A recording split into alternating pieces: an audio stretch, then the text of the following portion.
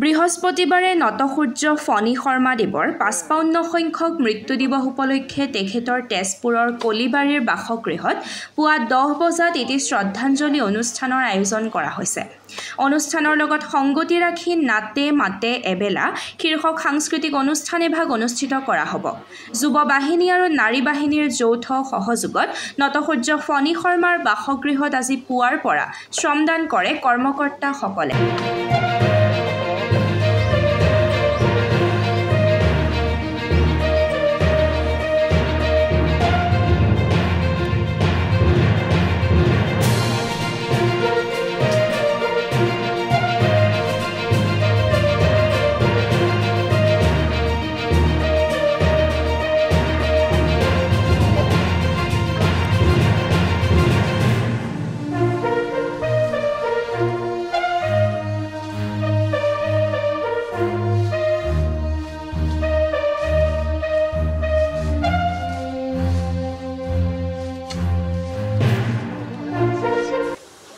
কি ক'ব?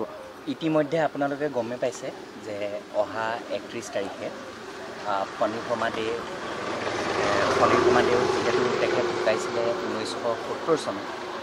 তাৰপিছত আপোনাৰ ধৰি লওক ঘৰখন তাহাঁতৰ আৰ্থিকভাৱে একেবাৰে দুৰ্বল আছিল আৰু লগতে আমি দেখা পাইছিলোঁ যে বিভিন্ন দল সংগঠন তেখেতৰ লগত যোগাযোগ কৰে, কিন্তু আজিলৈকে তেখেতৰ ঘৰখন সঠিকভাৱে ৰিন'ভেশ্যন যোনটো আমি কওঁ সেইটো আজিলৈকে কোনোৱে কৰা নাছিল।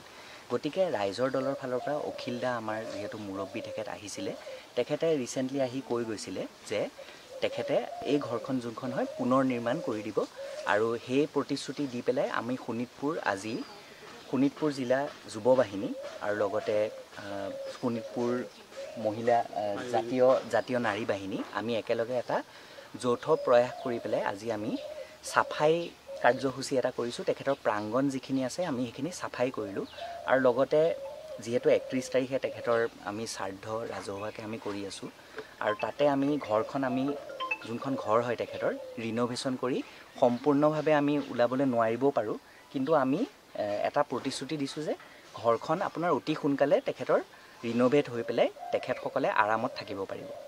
আৰু বাকী বাইদেৱে আমাৰ ফালৰ পৰা ক'ব।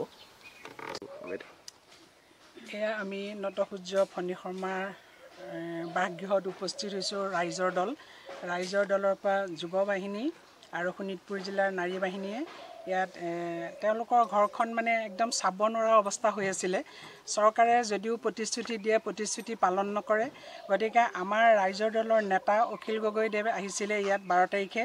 গতিকে ১২ তাৰিখে আহি তেওঁ যি ইয়াত পৰিস্থিতি দেখি গ'ল, তেওঁ যুৱ বাহিনীক তেওঁ নিৰ্দেশ দিলে যে এওঁলোকৰ ঘৰখন মানে চাফ চিকুণ কৰিব লাগে আৰু আৰ্থিকভাৱে সহায় সহযোগ আগবঢ়াব লাগে।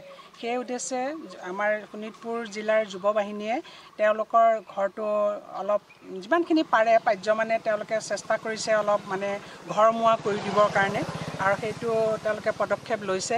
আৰু ৩১ জুলাইত তেওঁৰ ৫৫তম মৃত্যু দিৱস, গতিকে সেই মৃত্যু দিৱসত তেওঁৰ শ্ৰাদ্ধ আদি কৰি কিছুমান কাৰ্যসূচী তেওঁলোকে লৈছে আৰু তেওঁলোকে সেয়া পতাৰ সিদ্ধান্ত লৈছে। গতিকে তাত আমি শোণিতপুৰ জিলাৰ নাৰী বাহিনীও আমি সম্পূৰ্ণ সহযোগ কৰিছোঁ।